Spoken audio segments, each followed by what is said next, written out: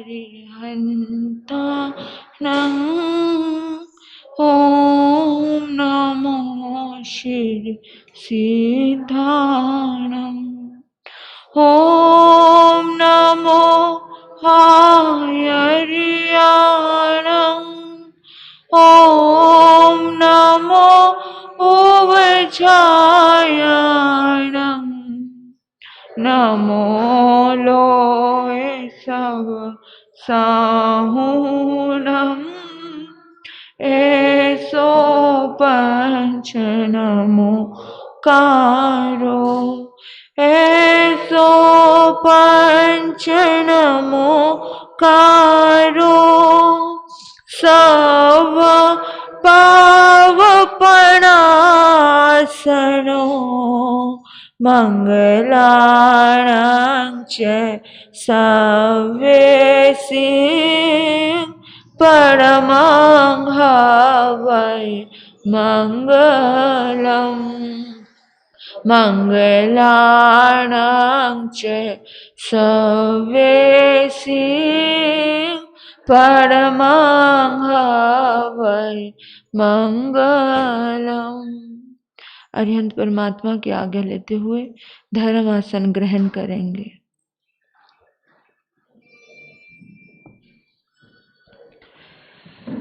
उदय शुभ कर्म हो जिसके वही तो धर्म करता है।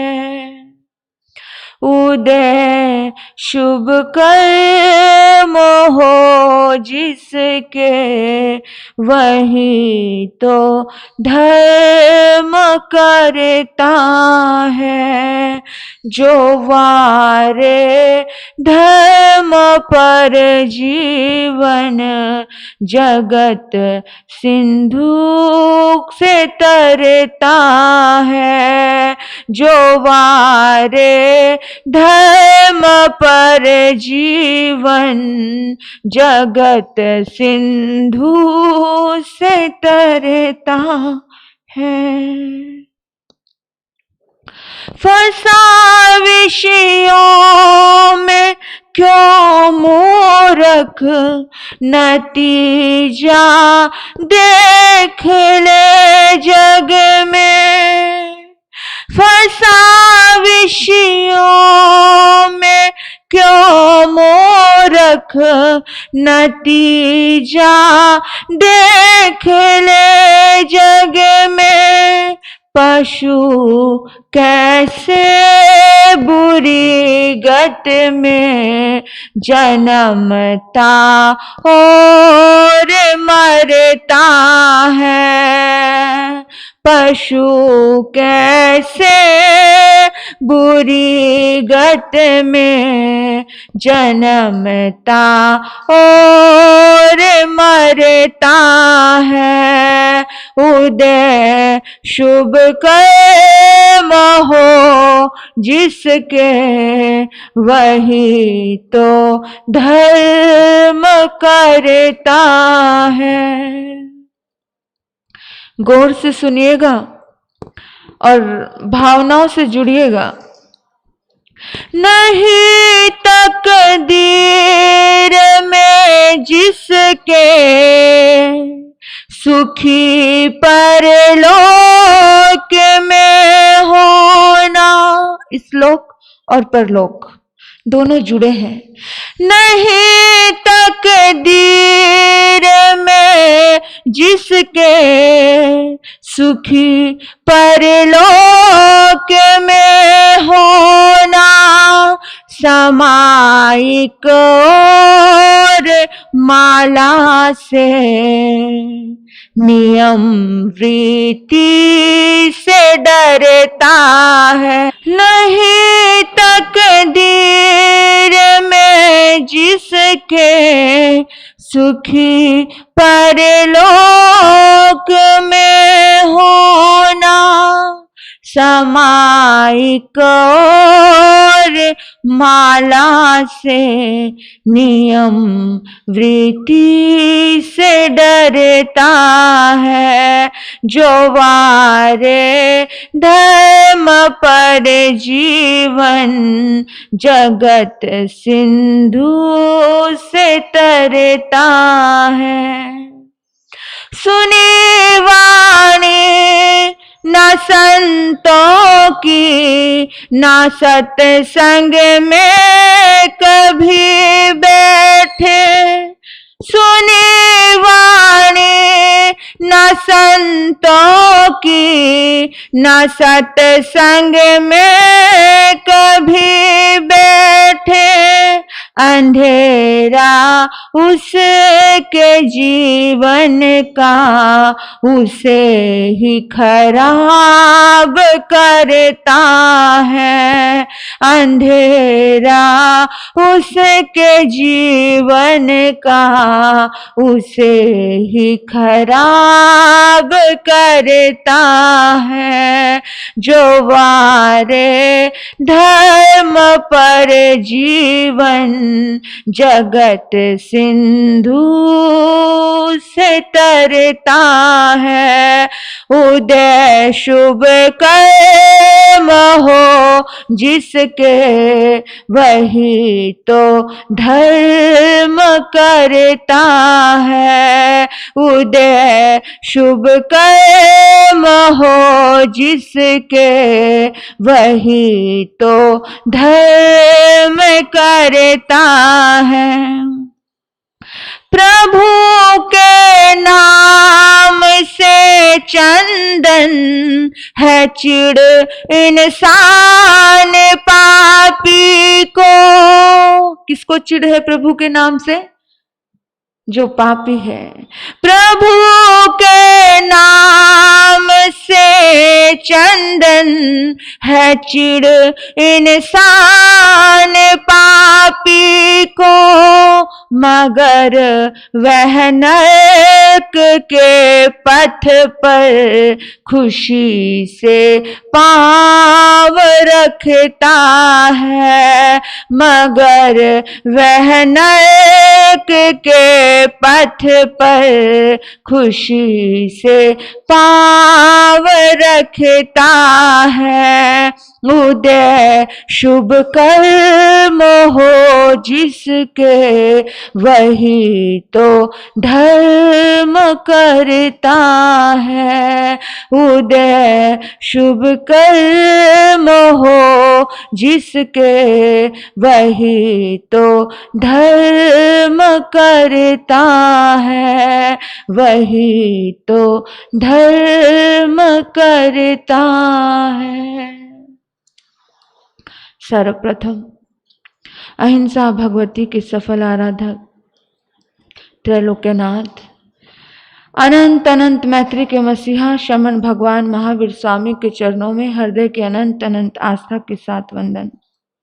आगम ज्ञान के अक्षर स्रोत आराध्य गुरुदेव, सदमार्ग दाता नवजीवन निर्माता आराध्य गुरनी मैया एवं मेरे जीवन में आए हुए समस्त उपकारियों के उपकारों को याद करते हुए उन सभी के चरणों में वंदन नमन प्रणाम करती हूँ। संयम जीवन की सहयोगी प्रिय साध्वी जी, धर्मानुरागी धर्म बंधुओं एवं बहनों, आप सभी के अंतर में विराजमान आपकी पवित्र आत्मा को नमन करती हूँ। जन्म जन्म के दुखों का नाश करने वाली, कल्याण व मंगल का दर्शन कराने वाली परमात्मा की दिव्य वाणी आप सभी श्रवण कर रहे हैं। भजन के बड़े सुंदर बोल थे। उदय शुभ कर्म हो जिसके वही तो धर्म करता है।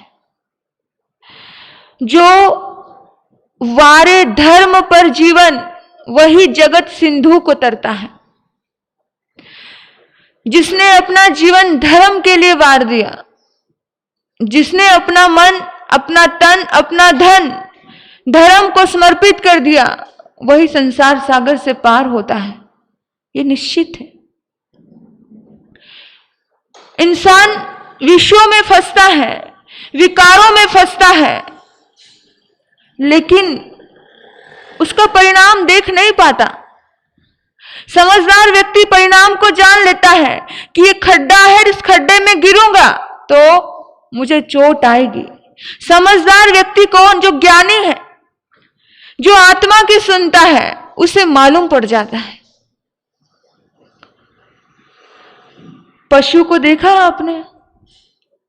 पशु कैसी कैसी गतियां मिली हैं हमको। 84 लाख जीवा योनि हमने पार की है।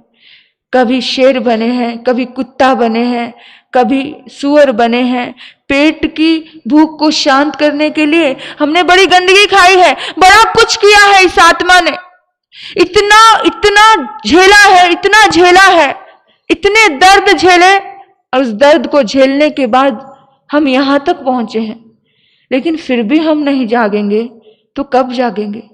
सबसे सुलझा हुआ ज्ञानी जीवन किसे कहा जाता है? पशु को या मनुष्य को? मनुष्य को कहा जाता है, पशु को नहीं कहा जाता। मनुष्य को मोक्ष हो जाता है, पशु को कभी मोक्ष नहीं हुआ। पशु कैसे बुरी गति में जन्मता और मरता है। जरा चिंतन करना कि क्या हमारे जीवन में भी वही माया चल रही है, वही पाप और वही द्वेष चल रहा है? तो हमारी भी कौन सी यात्रा है? पशु की ही यात्रा शुरू हो जाएगी। एक दूसरे के दुख बढ़ाने का काम कर रहे हैं या दुख कम करने का काम कर रहे हैं? विचार करना। एक दूसरे का दुख बढ़ाने का काम कर रहे हो तो समझ जाना कि नरक गति में जी रहे हो। दुख कौन बढ़ाता है एक दूसरे का? बोलो। नरक नारकी जीव। और जो एक दूसरे के दुख को नहीं समझता वो तिरंच। आपने कभी किसी तिरंच को देखा है कि ये लोग प्लेट, लोग भोजन कर लो? कोई तिरंच दूसरे तिरंच को जाकर कह रहा है, कोई पशु दूसरे पशु को जाकर कह रहा है ये लो भोजन और भोजन कर लो। कभी सुना आपने? हाँ, मनुष्य ने जरूर इतना प्रयास किया है कि तुम भूखे होंगे, तुम भोजन कर लो। ये मनुष्यता की निशानी होती है, ये इंसानियत की निशानी होती है। और जो देता है वो देवता बन जाता है।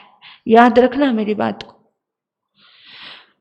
जो सुख देता है वो देवता बन जाता है, जो दुख देता है वो नारकी बन जाता है, और जो एक दूसरे का दुख नहीं समझता है वो त्रिंच गति की झूले में झूलता रहता है। ये चार गति, इन चार गतियों में आप कौन सी गति जी रहे हो आपको अभी से पता चल जाना चाहिए, क्योंकि उसी गति की तो तैयारी कर रहे हो आप। क्यों माता जी, समझ आ रही है मेरी बात? कौन सी गति की तैयारी चल रही है? एक दूसरे का दुख बढ़ाने की तैयारी चल रही है, या किसी का दुख देखी नहीं? पांचों इंद्रियां मिली है हमको ना, आंखें मिली हैं किसी के दर्द को देख करके, दर्द को पढ़ करके उस दर्द को कम करने के लिए ये आंखें मिली। नहीं तो ये आंखें, इन मिली हुई आंखों को सार्थक नहीं किया तो क्या होने वाला है? बोलो। दोबारा भविष्य में ये उपलब्धियां नहीं मिलेंगी। अगर ये उपलब्धि आपको मिली है, मिली हुई उपलब्धियों का आपने इग्नोर कर दिया। इस दुनिया में बहुत सारे ऐसे लोग हैं जिनकी आंखों में रोशनी नहीं है, बहुत सारे हैं। अपने आप से प्रश्न करना कि हमारे वजह से, हमारे निमित्त से किसी का दिल दुख रहा है, किसी का दुख बढ़ाने का प्रयास तो नहीं चल रहा है। हम दुनिया से तो बहुत प्रश्न कर लेते हैं, पर हम अपने आप से कभी प्रश्न नहीं करते। अपने कर्मों का कभी लेखा जोखा नहीं रखते हैं हम लोग। नहीं तकदीर में जिसके, नहीं तकदीर में जिसके इस लोक और परलोक में सुखी होना, जिसके तकदीर में नहीं है ना सुखी होना, वही एक दूसरे का दुख बढ़ाने का प्रयास करता है, वही नरक गति की तैयारी करता है। सामायिक से, माला से, तप से, जप से, दान से, पुण्यवानी से, नियम से वही व्यक्ति डरता है। जिसकी तकदीर में सुखी होना नहीं। सौभाग्यशाली होते हैं वो लोग जो अपनी तकदीर को संभाल लेते हैं, अपनी तकदीर को पहचान लेते हैं और जिसे अपना भविष्य भी नजर आने लग जाता है। लेकिन हम क्या करते हैं? कभी सोचा है आपने? विचार किया है? अपनी जिंदगी का कभी लेखा जोखा किया? कभी संतों की वाणी सुनने का मन नहीं करता है, और वाणी भी सुनने का अवसर आए 3 घंटे की फिल्म देखने चले जाओ तो कभी नहीं सोचते हो कि टाइम हो गया है, टाइम हो गया है। लेकिन संत का प्रवचन चल रहा हो ना तो 1000 बार सोचते हो कि 5 मिनट ऊपर हो गई, 10 मिनट ऊपर हो गई। सोचते हो ना? बड़ा दुख लगता है मुझे, बहुत मन में पीड़ा उत्पन्न होती है कि जब संत अगर भाव से आपको दे रहा हो, संत अगर भाव से आपको दे रहा हो तो आपकी झोली कम पड़ जाए, दुख लगता है। जब आपके मन में सब कोई, जब आप इतनी उम्र में आ गए हो, इस उम्र में तो आपकी आत्मा कितनी अलग हो जानी चाहिए, इस उम्र में तो आपको कितना ऊपर उठ जाना चाहिए। लेकिन हम इस उम्र में भी छोटी छोटी चीजों में अटके हैं, छोटी छोटी दुर्गुणों में अटके हैं, छोटी छोटी चीजों में इतने उलझे हैं। अरे छोड़ने वाले तो कभी कभी संत को भी नहीं छोड़ते हैं। जिनको किसी को छोड़ना नहीं है, जिनको टारगेट रखना है बना करके, वो संत को भी नहीं छोड़ते हैं। महावीर भगवान को भी नहीं छोड़ा, जीसस को नहीं छोड़ा, शूली पे लटका दिया गया। ये सब तुम्हारे भक्तों की ही तो कारस्तानी थी, किसी दूसरे की थोड़ी थी। जीसस को जिसने सूली दी वो उन्हीं के भक्त थे, उन्हीं को मानने वाले थे। और जितना दर्द इन भक्तों से मिलता है ना, उतना दर्द किसी से नहीं मिलता। कभी कभी तो ये समझ भी आ जाती है चीजें। जैन समाज आज महावीर की बड़ी पूजा कर रहा है, लेकिन जैन समाज को उन लोगों को ही नहीं पता है कि उन्होंने विगत काल में उनको बड़ा दर्द दिया था। आज जो पूजा कर रहे हैं, पत्थर मारे थे उनके ऊपर नंगा कह करके, क्योंकि बड़ी क्रांति कर दी थी ना। और एकदम से इतनी बड़ी क्रांति घटित हो गई। एक 32 साल का नौजवान जब सन्यास के मार्ग पे चल जाता है, उसे समझना हर किसी के बस की बात नहीं, क्योंकि पुराना जमाना सन्यास बुढ़ापे की बात समझी जाती। विचार करना अपने आप पर कि हम कहां कौन से धरातल पर खड़े हैं।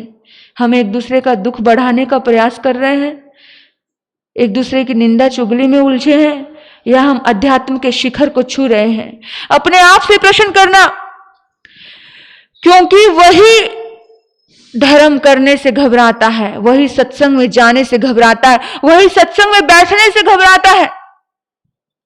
उसी को समय याद आता है, उसी को टाइम याद आता है। जो डूब जाता है उसे याद नहीं आता। मीरा को याद नहीं आया था, मीरा खो गई थी भक्ति में। हम अपनी आत्मा इतनी दर्द में है, 84 लाख जीवा योनि को जी रही है, इतने दर्द पी के आई है, लेकिन फिर भी हमें अपने ऊपर करुणा नहीं आती। सोचना, विचार करना कि अपने ऊपर तो करुणा करो, लेकिन हम अपने ऊपर भी करुणा नहीं करते। हम बढ़ा रहे हैं दूसरे का दर्द, और जब दूसरे का दर्द दिया वो लौट कर अपने ऊपर ही आता है। जो दर्द तुम दूसरे को देते हो, जो मानसिक परेशानी तुम दूसरे को देते हो, वो लौट करके तुम्हारे ऊपर ही आती है। ये नियम है, प्रकृति का नियम है, टिट फॉर टैट, प्रकृति का नियम। अपने आप से पूछना जरा कि मैं कितने पानी में हूं और मैं कितने दूध में हूं। कभी संतों की वाणी, कभी सत्संग, कभी भाव नहीं जागता।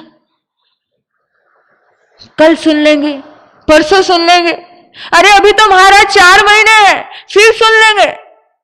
4 महीने का कॉन्टैक्ट देना, मुझे लगता है महावीर से कहीं ना कहीं भूल हो गई।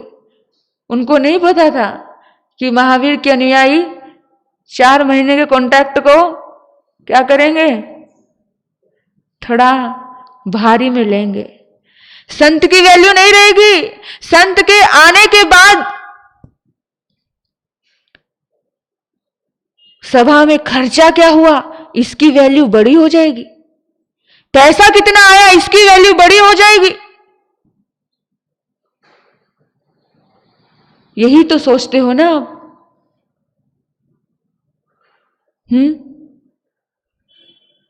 विचार करो, यही सोचते हो ना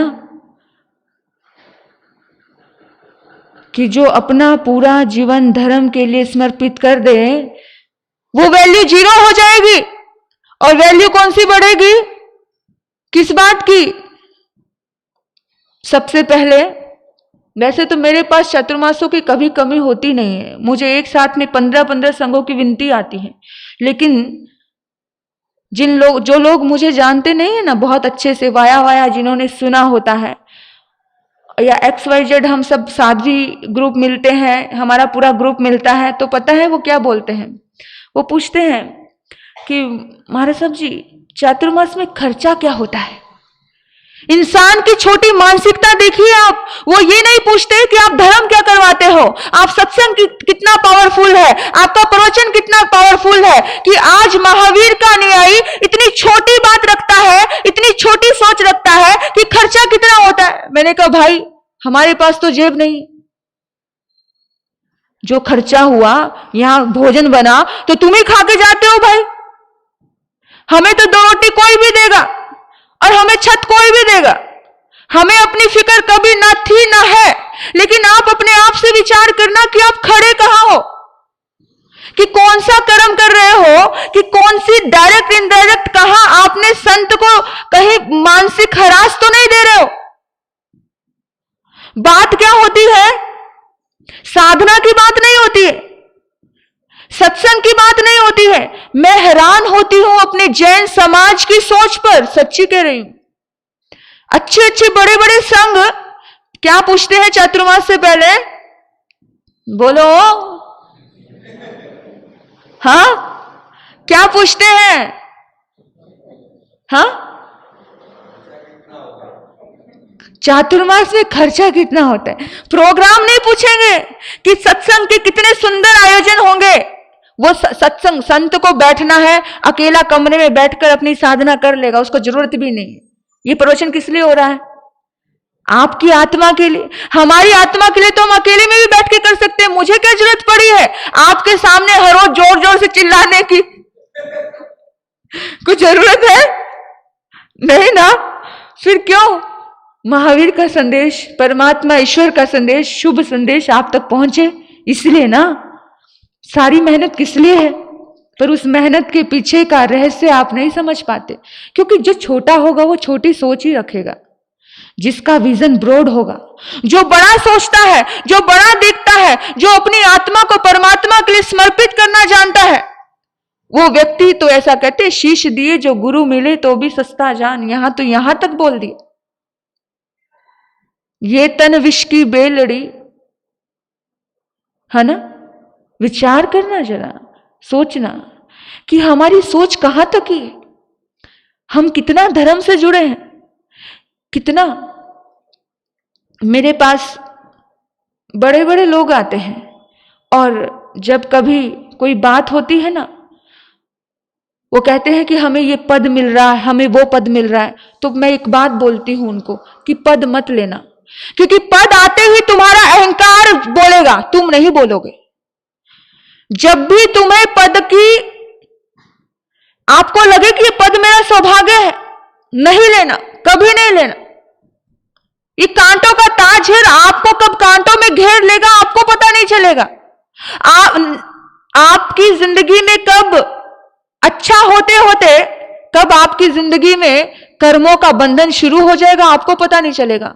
जब तक आप भक्त बनते हो तब तक आपका उद्धार है। लेकिन जिस दिन आपने सोच लिया मैं करता हूं, मैं कर्णधार हूं, मैं करने वाला हूं, उस दिन आप गए। कौन करने वाला भाई? कौन किसी के आता है, कौन किसी के जाता है, दाना पानी खींच कर ले आता है। और मुझे भी दाना पानी ही खींच के लाया है। भाईंदर श्री संघ की गहरी विनती। उन्होंने मुझे कम से कम कितनी बार बोला होगा, 15 बार बोला होगा ये बात कि महाराज साहब जी आकोड़ी नेगड़ी चातुर्मास कैंसिल कर दीजिए, आपकी तबीयत बिल्कुल ठीक नहीं है, आप बिल्कुल सही नहीं हो, स्वस्थ नहीं हो, आपको हम जाने नहीं देंगे। मैंने कहा मेरा वचन आज जा चुका है उनके पास, और मैं अपने वचन के, अपने शब्दों का मान रखती हूं। मुझे वहां जाना है। वो मेरे पास आए, उन्होंने बड़े अनुनय विनय करके मुझसे चातुर्मास लिया।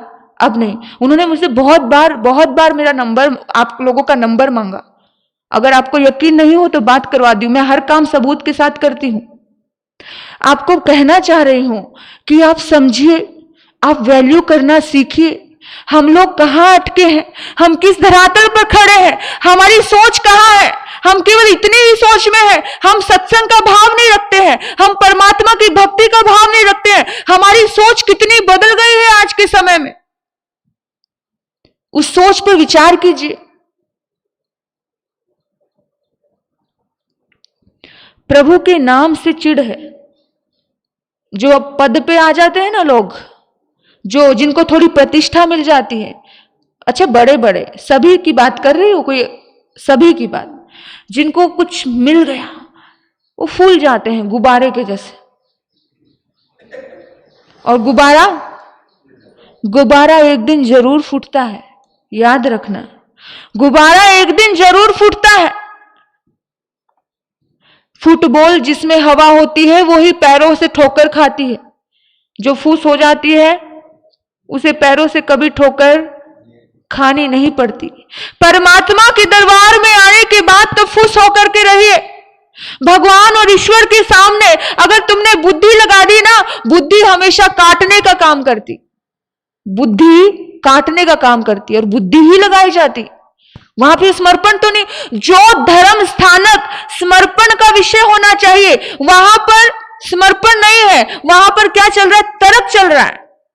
और जहां तर्क होता है वहां नरक का जन्म होता है, वहां पर कुछ भी तुम्हारी जिंदगी में नया घटित नहीं होता। तुम अध्यक्ष बन जाओ, तुम मंत्री बन जाओ, तुम ट्रस्टी मंडल के कोई भी बन जाओ, कोई कल्याण नहीं होता है। हर व्यक्ति का अपना दर्पण, अपना आईना खुद के सामने है। मैं जो करूंगी वो मैं भरूंगी, क्योंकि मैं, और आप जो करोगे वो आप भरोगे। जिसको जो इंसान जैसा कर्म करेगा, आपको मैं बताऊं, मेरा कर्मों के ऊपर बहुत गहरी आस्था है। मैं ये कहती हूं कि बेशक भगवान से मत डरना, भगवान भी कहते हैं कि मेरे से मत डरना, लेकिन कर्मों से जरूर डरना, क्योंकि कर्मों ने मुझे भी नहीं छोड़ा। जो कर्म है ना, कर्मों ने मुझे भी नहीं छोड़ा। श्री पाल ने एक बार, अभी आएगी ओली तप प्रारंभ होगी, श्रीपाल चरित्र भी आपको सुनने को मिलेगा। जिन्होंने ओली तप में अपना नाम नहीं लिखवाया वो नाम लिखवा देना। अगर मुझे कुछ देना चाहते हो तो यही देना। बाकी मैंने आकुड़ी निगड़ी श्री संघ से एक पेन भी पर्सनल संघ मुझे लेकर के आया है, 2 रोटी की व्यवस्था तो वो करेगा ही। बाकी मैंने किसी से कोई चीज की मांग की नहीं है। मांग यही की है, जो भी कह रही हूं वो सामने कह रही हूं। ओली तप में साधना में नाम लिखवाना, चरित्र सुनोगे आप और आपको पता चलेगा। श्रीपाल ने केवल एक बार बोला था, एक संत को बोला था, एक कुष्ठी कहीं का, क्या बोला था, एक रोगी कहीं का, सिर्फ वाक्य बोला था, सिर्फ वाक्य। कुष्ठ रोग पूरे शरीर पे हो जाता है। श्रीपाल चरित्र सुनोगे तो पता चलेगा कि एक गलत वाक्य का कौन सा कर्म आपके उदय में आएगा, आप कह सोच भी नहीं सकते। एक गलत मानसिकता आपके दिमाग और विचार में आ गई और कौन से कर्म का आपको फल मिलेगा सोच भी नहीं सकते, क्योंकि आप जानते हो आप क्या है। हर व्यक्ति अपने अपने पैरामीटर में अपना अपना पैमाना जानता है। हम बड़े सहज से बोल देते हैं, कुछ भी बोल देते हैं, कोई भी कर्म बोल देते हैं, कोई भी शब्द बोल देते हैं। आप विचार कीजिएगा कि हम चर्चा करते करते क्या क्या बोल जाते हैं। एक गलत वाक्य श्रीपाल ने बोला, कुष्ठ रोग हो जाता है। हम बहुत सहज, दशमें कालिक सूत्र में आता है, अंधे को अंधा भी नहीं बोलना चाहिए। अंधा है वो, ये सच्चाई है कि वो अंधा है, लेकिन दशमें कालिक सूत्र कहता है कि अगर वो अंधा है तो भी उसे अंधा नहीं बोलना चाहिए। विचार करना, है तो भी नहीं बोलो, लेकिन अगर नहीं है तब बोल दिया। तू अंधा है कि दिखता नहीं है क्या? बोल देते हैं ना अपने वाक्य, अपने शब्द, अपने कर्मों पे विश्व देखिए जरा, थोड़ा गौर कीजिए। जो नहीं है वो भी बोल दिए ना। लंगड़े को लंगड़ा नहीं बोलना। और हम कितनी सहज रूप से बोल देते हैं, तेरे पैर टूटे हैं, बोल देते ना कितनी बार। तू खड़ा नहीं हो सकता था, तू खड़ी नहीं हो सकती है, कितनी बार बोल देते हैं। कोई हमें ऑर्डर करे और हम कहते हैं हाथ टूट गए क्या? मेरे बंधुओं, जो वाक्य, जो शब्द हम उच्चारित करते हैं, हमारे कर्मों को देखना, यह भी वाणी का कर्म है। आप कहोगे तो हम तो बड़े अच्छे कर्म करते हैं, लेकिन वाणी के कर्म कैसे किए जाते हैं? कितनी बार, कितनी निंदाएं चलती हैं हमारे जीवन में दूसरे की। कभी अपनी निंदा भी करो, कभी अपने सामने भी दर्पण दिखाओ, कभी अपने आप को भी झांको। जिंदगी भर दूसरे को तकते रहोगे कि हम क्या करते हैं, हम कैसा विचार रखते हैं। संत को बुला रहे हैं, धर्म सत्संग की बात नहीं, बात कैसी, जर्नली बात कर रही हूं मैं आपसे। ऐसा होता है, बहुत सारे संघों की बात कर रही हूं मैं। यह हमारे समाज की एक कुप्रथा है, जहां पे सत्संग की बात नहीं होती, जहां खर्चे की बात होती, जहां पे अध्यात्म की बात नहीं होती, जहां पे प्रेम और करुणा की बात नहीं होती, वहां पर शंका की गहरे की बात होती है। हमारा, आपको पता है, महासती अंजना जो हनुमान की माता रही, जैन समाज में इतिहास आता है। उस इतिहास में बात आती है कि अंजना जो बहुत बच्ची थी, बालिका थी, उसके हाथ में मेहंदी लगी हुई थी। और अंजना एक बगीचे में जाती है, जो उन्हीं का बगीचा होता है, राजकुमारी होती है। उसने देखा मोरनी और मोरनी के अंडे, मोरनी कहीं गई हुई थी और उसने उस अंडे को उठा लिया, सहज भाव में उठाया और रख दिया। कोई भाव नहीं था, कोई विचार नहीं था, कुछ भी नहीं था, उठा लिया और रख दिया। उठाया और रखा, सिर्फ इतना था। उसकी मां आई, मोरनी आई, मोरनी रोने लगी, मेरे बच्चे कहां गए? हाथ में मेहंदी लगी थी ना, मेहंदी लगी थी तो कलर चेंज हो गया अंडे का। वो मेहंदी किसके ऊपर लग गई? अंडे के ऊपर लग गई, कलर चेंज हुआ। इतने में बड़ा तेज धक्का लगा मोरनी को। अंजना अनजान है, अंजना को नहीं पता कि मेरे निमित्त से दर्द हुआ है। अंजना को मालूम भी नहीं कि उसने कोई पाप किया है। अंजना को कुछ भी मालूम नहीं है कि उसने कोई गुनाह कर दिया है, लेकिन अनजाने में भी, अनजाने में भूल से सोचा भी नहीं, विचार भी नहीं किया और कर दिया। उठा लिया अंडा, उठा करके हाथ में रखा, देखा और देख करके कहां रख दिया? कहां रखा? वहीं पे रख दिया। नुकसान कुछ नहीं हुआ, सिर्फ कलर बदल गया। 12 घड़ी तक वो मोरनी रोती रही, हाय मेरे बच्चे कहां गए, मेरे बच्चे किसने बदल दिए? ये मेरे बच्चे ने 12 घड़ी तक उसको स्वीकार नहीं किया। कितनी देर तक? सिर्फ 12 घड़ी तक। आपको यकीन होगा या नहीं होगा, लेकिन धर्मशास्त्र कहते हैं वो 12 घड़ी का फल अंजना को 12 साल तक मिलता है। 12 घड़ी का कर्म का फल और अनजाने कर्म का फल 12 साल तक मिलता है। उसी जीव का विच्छोह होता है, उसी के पति का वियोग हो जाता है। 12 वर्ष तक उसका पति उसे छोटी सी बात के पीछे, बात केवल इतनी ही थी कि पहले अंजना की शादी किसी और राजकुमार से होने वाली थी, लेकिन भविष्यवेताओं ने कहा कि ये तो सन्यासी हो जाएगा। तो अंजना का पिता कहता है कि नहीं नहीं, जो सन्यासी हो गया, जो मेरी बेटी को छोड़ देगा, मैं उसके साथ अपनी बेटी की शादी नहीं कर सकता हूं। और शादी नहीं हुई। सभी सखियां, सभी सहेलियां मिलकर के बात कर रही हैं, बात चल रही है, बातें चल रही है कि तेरी उनसे शादी होने वाली थी। सखिया बात करती है ना, लेकिन अभी पवन जय से शादी हो गई, होने को है। शादी के 2 दिन बाकी थे। कितने? 2 दिन बाकी। देखो कर्म कैसे फल लेता है अपना। वही आत्मा, वही मोरनी की आत्मा कैसे फल लेकर, कैसे कैसे कर्म का भुगतान देकर के जाती है। वो पवन जय पति बनकर के जीवन में आता है। 2 दिन अभी शादी को बाकी है। वो सुनता है, वो बेचैन होता है कि मुझे अंजना को देखना है, मुझे अंजना से मिलना है, मैं उसके बिना जी नहीं सकता, मुझे एक बार उसके रूप सौंदर्य को निहारना है। पुराना जमाना था, आजकल आमने सामने मीटिंग करवा दी जाती है, आजकल आमने सामने मीटिंग करवाई जाती है। उस समय आमने सामने मीटिंग नहीं हुआ करती थी। उस समय क्या होता? चोरी चुपके, धीरे धीरे झाड़ियों के पीछे अपने दोस्त को लेकर के अंजना को देखने गया, लेकिन अंजना की बात सुन ली। बात ये सुनी कि सखिया किसकी तारीफ कर रही थी? पवन जय की। और अंजना ने कहा कि नहीं, वो आत्मा बड़ी धन्य है जो संन्यास लेगी। सिर्फ इतना ही बोला। पवन जय की बुराई नहीं की थी,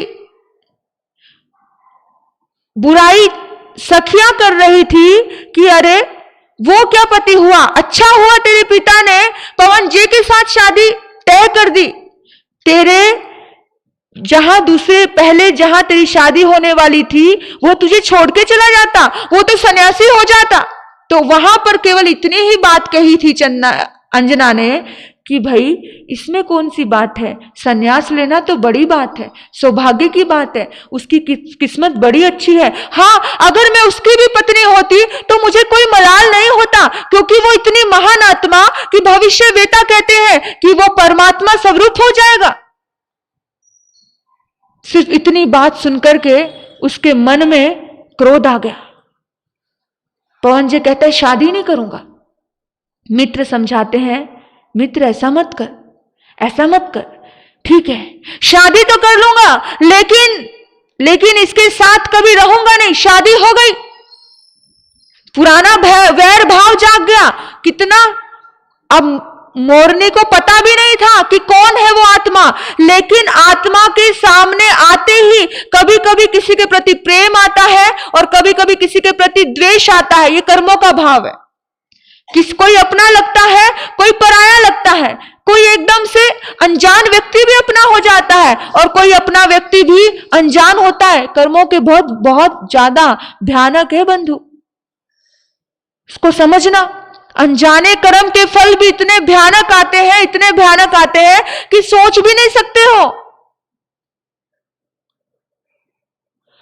अंजना की गलती थी क्या? एक बच्चे ने उठा लिया और देख लिया, लेकिन 12 घड़ी तक उसको लगा कि मेरे बच्चे मेरे से जुदा हो गए। फिर क्या हुआ? 12 घड़ी बाद बाई चांस बरसात आई, और बरसात आने के बाद वो कलर धुल गया।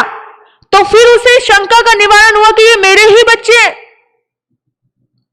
12 साल तक पवन जय किस तरह से डायरेक्ट इनडायरेक्ट बदलाव होता है, और 12 साल तक विछोड़ त्याग देता है, परित्याग। पहले स्त्रियों को परित्याग देते थे, त्याग देते थे कि मेरे सामने आने का नहीं। तो स्त्री की मजाल नहीं थी कि पुरुष के सामने आ जाए। आज तो जमाना बदल गया है भैया, देवियों समझो, आज जमाना बदल गया है। उस समय वो एकदम ऐसे मायूस होकर के सोचने लगी, कोई बात नहीं, मेरे ही कर्मों का फल है। उसने पवन जी को दोष नहीं दिया। हम लोग निमित्त को बहुत जल्दी दोष दे देते हैं, बहुत जल्दी। इंसान धर्म सत्संग में संभल कर नहीं चलता। धर्म सत्संग में आता है तो वहां आकर के भी इधर उधर ही झांकता रहे, वहीं दूसरे के दोष देखता रहे, गुरुओं के दोष देखता रहे। कर्मों से बचिए, जरा कर्मों से बचिए कि कर्म कहां कहां लेकर के जाएंगे कुछ नहीं कह सकते। और याद रखना, जो पापी इंसान होता है वो धर्म के राह पर नहीं बैठता, अभी भी बाहर घूमेगा, बाहर रहेगा, परिसर के बाहर भी बैठेगा, पर परिसर में आने में उसे बड़ी दिक्कत आती है। कुछ महिलाएं बताती हैं कि मेरे पतिदेव मुझे बाहर दरवाजे पे ही छोड़ के चले जाते हैं, उनको लगता है कि वो अंदर नहीं आते हैं। या कभी कभी ऐसा होता है, कोई किसी महिला का बेटा वो मंदिर के दरवाजे के बाहर ही उसे छोड़ जाता है, वो कहता है तुझे मंदिर जाना जा, पर वो खुद नहीं जाता है। महिला बड़ी दुखी हो जाती है। मैं उनको कहूंगी कि उदय शुभ कर्म हो जिसके शुभ कर्म उदय हो गए वही धर्म की ओर आता है। बाकी पापी व्यक्ति को तो चिढ़ है, उसका तो मन चिड़चिड़ करने लग जाता है धर्म स्थान में आकर के, लेकिन नरक के पथ पर वो बड़ी खुशी से चलता है। नरक के पथ पर इतनी खुशी से चलता है, इतनी खुशी से कि पूछो मत। अपने आप से विचार करना कि परमात्मा कभी लगे तुम्हें कि वो तुम्हारी धड़कन है। इंसानों के लिए आपने बड़ा बोला होगा, जो मोह के रिश्ते होते हैं ना, उनके लिए बहुत बोला होगा और उन्होंने तुम्हें सजा भी दी होगी। परमात्मा कहीं बाहर नहीं है, परमात्मा तुम्हारे भीतर में है। यानी तुमने अपने आप को कभी कहा, अपने आप से कभी बात की, अपने आप से की, हे आत्मन तू ही मेरा सब कुछ है। हमने जब भी बात की कि सामने वाले तू ही मेरा सब कुछ है, अपने आप से बात करो। अपनी आत्मा को ऊंचे स्थान पर लेकर के जाना है तो अपने आप से ही बात करनी पड़ेगी, अपने आप पर ही काम करना पड़ेगा। हर व्यक्ति अपने अपने सुख दुख का निर्माता है। इस दुनिया में कोई तुम्हें सुख नहीं दे सकता, कोई तुम्हें दुख नहीं दे सकता। इस बात का ध्यान रखना। निमित्त सदैव निर्दोष होता है। डायरेक्ट इनडायरेक्ट कहीं ना कहीं हम ही अपने हाथों से अपने लिए दुख का निर्माण कर लेते हैं, करते हैं ना दुख का निर्माण कितनी बार। और कितने ऐसे कर्म हैं, अनजाने कर्म, कि हमें नहीं पता कि हमने वो किए, और जब कर्मों का फल आता है तब हम कहते हैं कि अरे मैंने कब किया, मैंने कब किया। ऐसा ही होता है ना। विचार करो, अपने आप से प्रश्न करो। जब भी नींद से जागते हो तो कभी धन्यवाद के भाव से भरते हो कि प्रभु इतना सुंदर संसार देखने को मिला। रात को कितने लोग थे दुनिया से चले गए, जिंदा भी नहीं बचे। रात को जब सोते हो तो अपने आप को समर्पित करके सोना कि धन्यवाद प्रभु, मैं आपके चरणों में अपने आप को अर्पित कर रहा हूं। क्या पता आंखें सोते सोते बंद हो जाए। किसी का दिल दुखा करके मत सोना, क्षमा याचना करके सोना, क्षमा के भाव रख के सोना। क्या पता कौन सा पल, कौन सा क्षण आपकी आंखें बंद हो जाए और वो गांठ, वो कर्म की गांठ एक दूसरे से बंधी रह जाए, अनजाने में ही सही। अनजाने कर्म का फल भी मेरे बंधु भोगना पड़ता है, भोगना पड़ता है। अपने आप से प्रश्न करना। कविता के माध्यम से बता रही हूं आपको। कितनी त्याग सका पर निंदा, कितनी त्याग सका पर निंदा, कितना अपना अंतर देखा, कितना देखा। धर्म सत्संग अपने आप को देखने के लिए कहता है। भगवान कहते हैं कि दूसरे को मत पढ़ो, अपने आप को पढ़ो। लेकिन हमने पूरी जिंदगी सिर्फ दूसरे को पढ़ाई की, वो ऐसा, वो ऐसा, वो ऐसा, वो ऐसा, अपने आप को कभी पढ़ा नहीं। कितनी त्याग सका पर निंदा, कितना अपना अंतर देखा, कितना रख पाया है अब तक पुण्य पाप का लेखा जोखा। कितना रखा अभी तक। हम अपना लेखा जोखा कभी नहीं रखते, हम लेखा जोखा रखते हैं दूसरे का। कैसे उद्धार होगा, कैसे उद्धार होगा।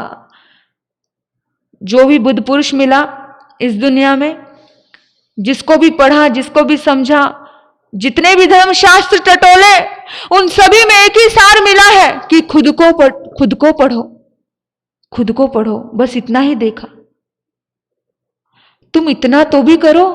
आप संतों को बहुत देखते हो, बहुत ताकते हो, बहुत झांकते हो, है ना, लेकिन कभी खुद को भी पढ़ लेना। कभी खुद को 4 दिन, 10 दिन, 15 दिन, 1 महीना अपने आप को इस चोले में लेकर के आओ और बिठाओ अपने आप को यहां पर। जब चारों तरफ से आपको ये कुछ कह रहा है, ये कुछ कह रहा है, ये कुछ कह रहा है मिलेगी ना, और तब भी आप अनुशासित हो, तब भी आप अनुशासन में रह रहे हो, तो मैं मानूं आपको। कह देना, टिप्पणी कर देना, किसी बात पर बोल देना बड़ा आसान होता है। मैं जर्नल बात कर रही हूं, जर्नल बात कर रही हूं। आपके घर में बहू है, आप सास हो, और आप कंटिन्यू बहू को ही टोका टोकी कर रहे हो, टोका टोकी कर रहे हो, वो भी एक दिन भर जाती है। आपका कोई भी रिश्ता हो, कोई भी बात हो, हमारा केवल खुद के प्रति रिस्पॉन्सिबिलिटी है कि खुद को सही रखना। ज्यादा टिक टिक टिक टिक टिक टिक किया तो कोई देखेगा नहीं। और याद रखना, जिसके ऊपर जिम्मेदारी सौंपी है वही संभाल करता है। अगर घर का मुखिया है, अगर सासू मां है, तो अगर उसने 2 शब्द कह भी दिए तो उसमें भी कोई बड़ी बात नहीं है, क्योंकि संभाल वो करता है, तभी कह रहा है। लेकिन अपने आप को देखना, अपने आप से प्रश्न करना कि मुझे किसी दूसरे की बातों को अपने ऊपर हावी नहीं होने देना है। बातें अपने आप से करनी है और अपने आप को पढ़ना है। अपने आप का लेखा जोखा हमें करना है। कर पाएंगे अपने आप का लेखा जोखा? कितनी की है अरहत भक्ति, कितनी की है मौज मस्ती? जरा लिखना आज जा करके, इस पूरी जिंदगी में मौज मस्ती कितनी की है और कितनी अरिहंत, कितनी परमात्मा की भक्ति की है। 24 घंटे में 1 घंटा भी परमात्मा को दिया हो दिन में तो मैं बहुत बड़ी बात मानूंगी। परमात्मा को देने का मतलब खुद को देना। हम सोचते हैं कि परमात्मा को दे रहे हैं, अरे खुद को दे रहे हैं। खुद को देना समय, अपने आप को चार्ज करना। कितना किया है अपने आप को चार्ज? हम कितना कर रहे हैं? कितनी मौज मस्ती की? जाते हो, हर संडे को चले जाओगे घूमने के लिए, नौलावाला पास में ही है, खंडाला पास में ही है, लेकिन धर्म सत्संग में आकर के धर्म की आराधना करने पे बड़ी जान जाती है ना। कितनी खर्ची विषयों में शक्ति, कितनी पाई अब तक मुक्ति। विषय विकारों में तो अपनी बहुत एनर्जी गई, बहुत एनर्जी गई, लेकिन उस एनर्जी को ऊपर उठाने की कभी सोची नहीं। कितनी जोड़ रखी है तूने अट्रम शट्रम माया, सोच जरा क्या साथ जाएगी, सोच जरा क्या साथ जाएगी, सोच जरा क्या साथ जाएगी। यह सुकुमार सी काया, जिस काया पर तू बड़ा अहंकार करता है, बड़ा मान करता है। मत कर काया को अहंकार, मत कर माया को अहंकार, काया धूल हो जासी, काया तेरी धूल हो जासी। झोंका पवन का लग जाएगा, झपका पवन का लग जाएगा, काया धूल हो जासी, काया तेरी धूल हो जासी। ऐसे ऐसे महान दिव्य पुरुष धरती पे हुए। मैं बार बार ये कहती हूँ क्योंकि गीत मुझे बहुत पसंद है। ये गीत मुझे आईना दिखाता है, और ये गीत जब मुझे भी आईना दिखाता है तो निश्चित ही ये गीत परमात्मा के भक्तों को भी आईना दिखाएगा। ऐसे बड़े बड़े राजे महाराजे हुए। ऐसा सख्त था महाराज जिनका मुल्कों पे राज, जिन घर झूलता हाथी, जिन घर झूलता हाथी, जिन घर झूलता हाथी, रेता घर दिया ना बाती। मत कर काया को अहंकार, मत कर माया को अहंकार, काया धूल हो जासी, काया तेरी धूल हो जासी। मुझे बहुत अत्यंत प्रिय है, ये गीत इतना इतना प्राण प्रिय ये गीत दर्शन दिखाता है। ये गीत दिखाता है कि भाई जो तुम्हें पलकों पे उठाएंगे वही तुम्हें पलकों पे गिराएंगे, जो तुम्हारी जय जयकारे करेंगे वही तुम्हारी बदनामी करेंगे। ये संसार का नियम है, घबराना मत। ये नियम है, जो सगा है वो एक दिन दगा दे जाता है। ये संसार का नियम। जो आज दिन तक 25 साल का बच्चा तुम्हारा है, वो बच्चा एक पल नहीं लगता, कोई दूसरी स्त्री आती है वो मां से पराया हो जाता है। ये हकीकत है। इस हकीकत को स्वीकार करेंगे ना आप, इस हकीकत को स्वीकार करोगे तो दर्द नहीं होगा। और दर्द को सहने की ताकत केवल परमात्मा की भक्ति देती है, नहीं तो इतनी ताकत से बोल पाती क्या? आपको बताऊं, जागृति का दिल बड़ा कोमल है, लेकिन केवल ईश्वर की शक्ति है जो आपकी सभा में अनुशासित रख पाती है। नहीं, यहां अनुशासन से भरा हुआ कोई व्यक्ति नहीं आए तो पीछे बैठे हुए मोबाइल पे चैटिंग करते हुए दिखेंगे। ईश्वर करवा रहा है। मैं नहीं होती हूं, मैं तो अपने आप को पूरा समर्पित करके भगवान से बैठती हूं। और यहां पर बैठने के बाद अगर मैंने कभी आपको कहा कि धर्म सभा को डिस्टर्ब मत करना, तो मैं नहीं, ईश्वर की शक्ति, ईश्वर का परमात्मा, वही वरदान जो चाहते हैं वही कह रहे हैं, मैं नहीं कह रही हूं। ये कोई भी वाक्य मेरा नहीं है। मैं कौन होती हूं कहने वाली? ये सारे परमात्मा के वाक्य मैं आपको दोहरा रही हूं। ये भगवान बता रहे हैं, ईश्वर बता रहे हैं कि ऐसा ही है, ऐसा ही है। तुम्हारा कर्म अच्छा तो दुनिया तुम्हें सलाम करेगी। तुम्हारा कर्म बुरा, जिस दिन तुम्हारा कर्म पुण्य खत्म हुआ उस दिन तुम्हारा खुद का बेटा तुम्हें वृद्धाश्रम के दर्शन करा देगा। इसलिए जिंदगी में पुण्यवानी कमाओ मत। आप बड़े गर्व से कहते हो मेरा बेटा बड़ा अच्छा, मेरी बहू बड़ी अच्छी, मेरी सास बहू अच्छी। अरे भाई, तुम अच्छे नहीं, तुम्हारे कर्म अच्छे, इसलिए सब अच्छे, इसलिए सब अच्छे। जिस दिन पाप कर्म का उदय आता है ना, सब कुछ खो जाता है। कोई पूछता नहीं, कोई सुनता नहीं। समझना, विचार करना कि आपका परिवार अच्छा है इसलिए आप परिवार में नहीं बैठे हो। आपका कर्म अच्छा है इसलिए परिवार में बैठे हो, और इसलिए आपका परिवार आपकी सुन रहा है, इसलिए समाज आपकी सुन रहा है। जिस दिन आपकी पुण्य का कर्म का बंद खत्म हुआ, जिस दिन आपके पाप कर्म का उदय हुआ, उस दिन समझ लेना ता घर दिया ना बाती, जिन घर झूलता हाथी। अकबर दुनिया का शहंशाह पूरे हिंदुस्तान पे राज करने के लिए आया। खंडर बने पड़े हैं आज महल, कोई पूछने वाला नहीं। विचार करना इन बातों पर और अपने आप को देखना, सोचना कि कौन से गर्भ में जीते हैं हम।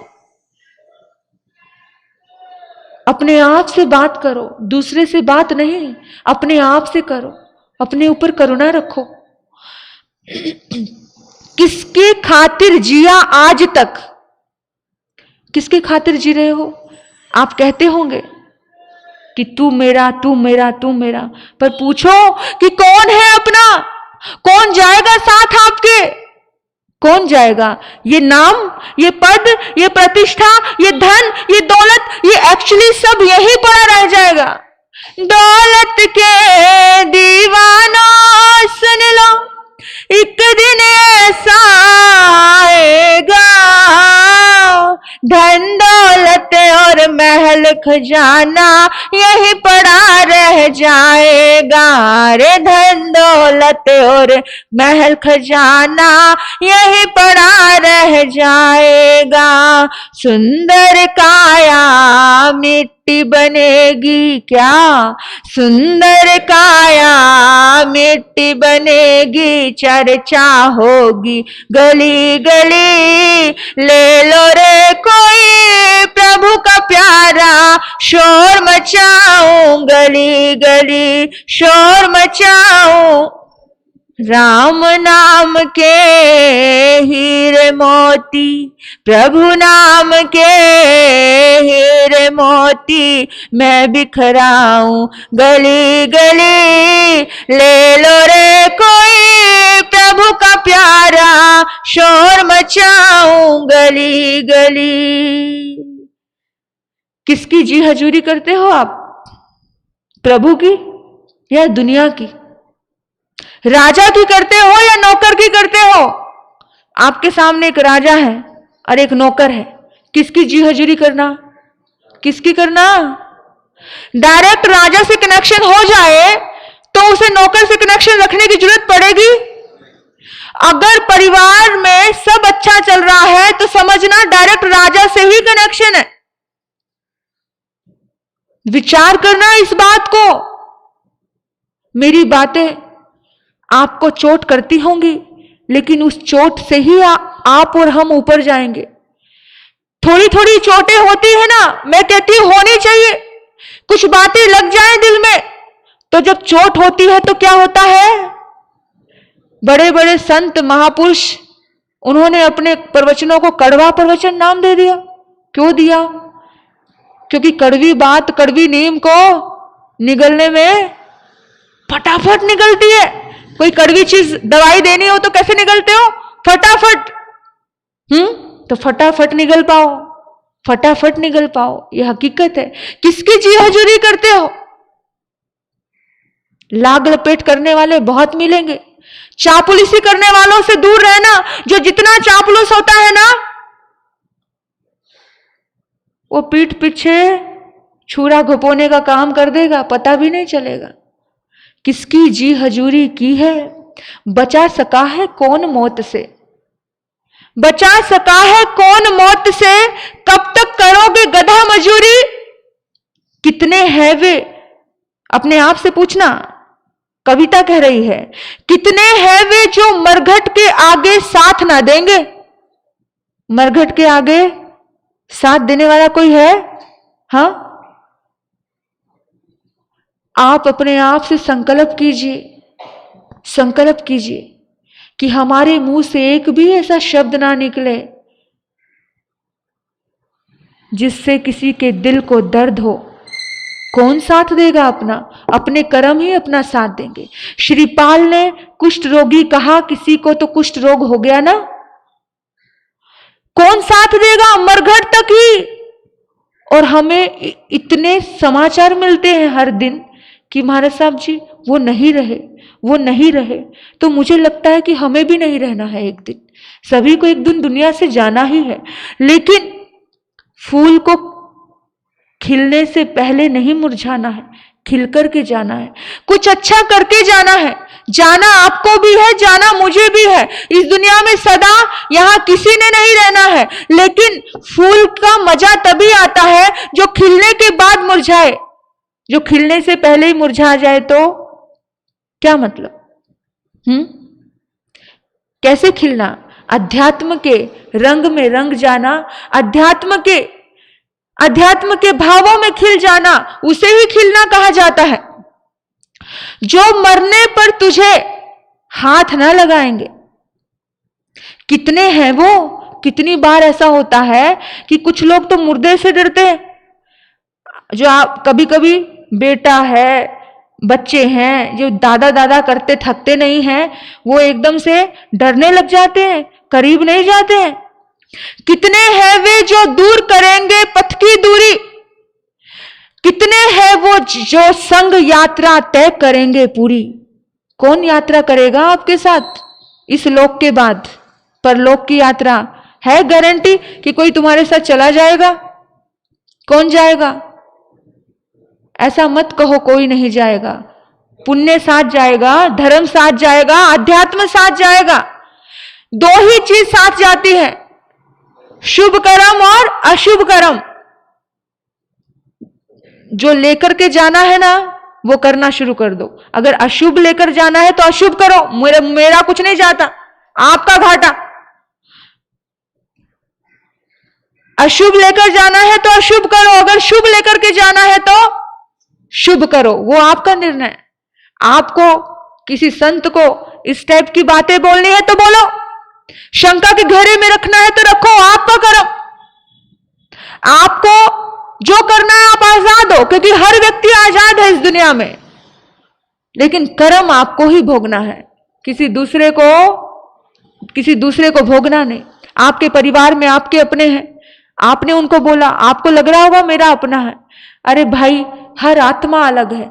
आपका खाया हुआ आपके पेट भरता है, उनका खाया हुआ उनका पेट भरता है। इस दुनिया में हर आत्मा का अस्तित्व अलग है, तो हर आत्मा का आत्मा की तरह सम्मान कीजिए। मत सोचिए पत्नी है, मत सोचिए बहू है, मत सोचिए बेटा है, मैं बड़ा। अरे सब समान है।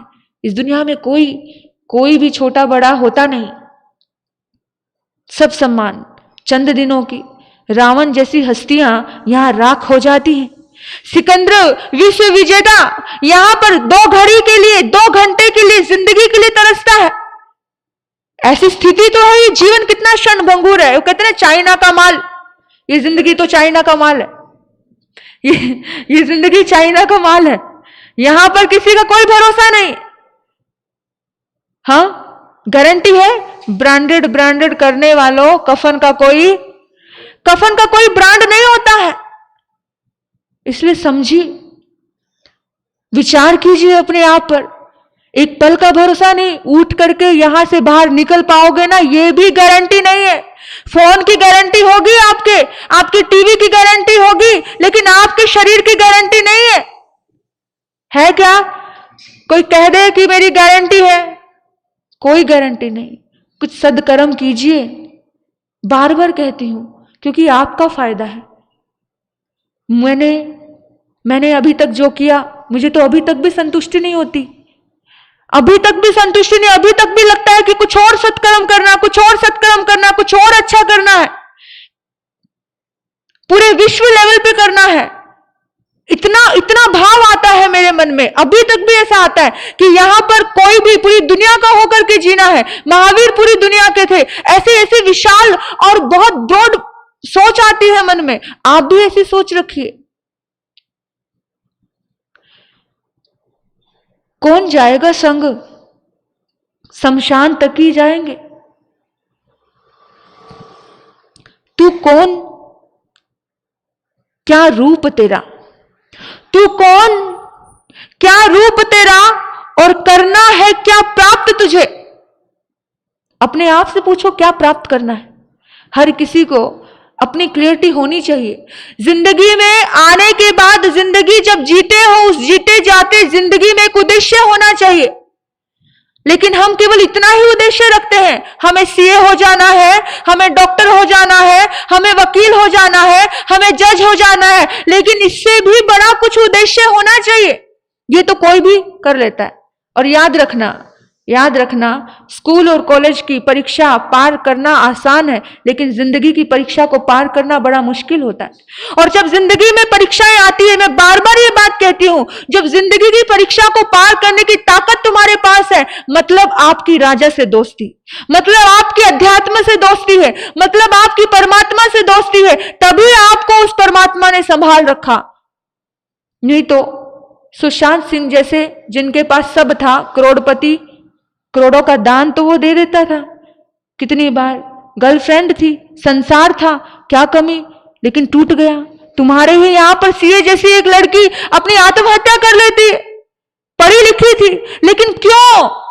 क्योंकि अध्यात्म साथ नहीं था। नौकर से दोस्ती थी, राजा से दोस्ती नहीं थी।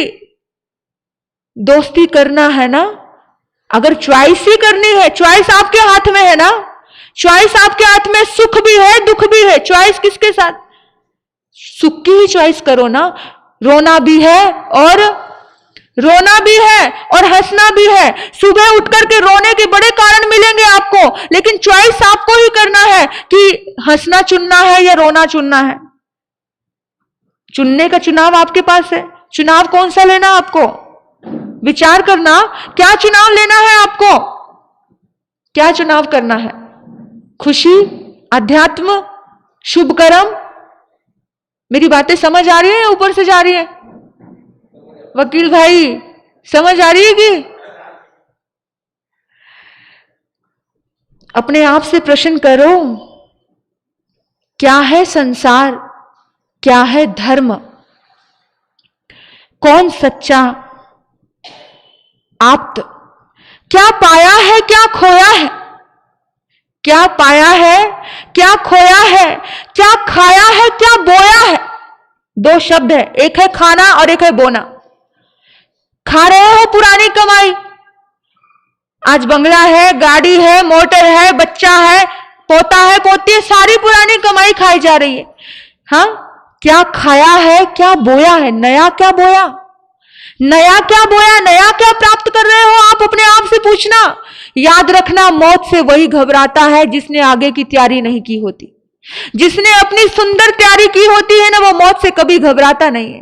उसको पता है कि मैंने बो दिया है और बोने के बाद मुझे फल भी मुझे ही मिलेगा, क्योंकि फूल बोए हैं तो फूल मिलेंगे, आम बोए हैं तो आम का ही रस मिलेगा, कांटे बोए हैं तो, बड़ा प्रिय गीत लगता है मुझे।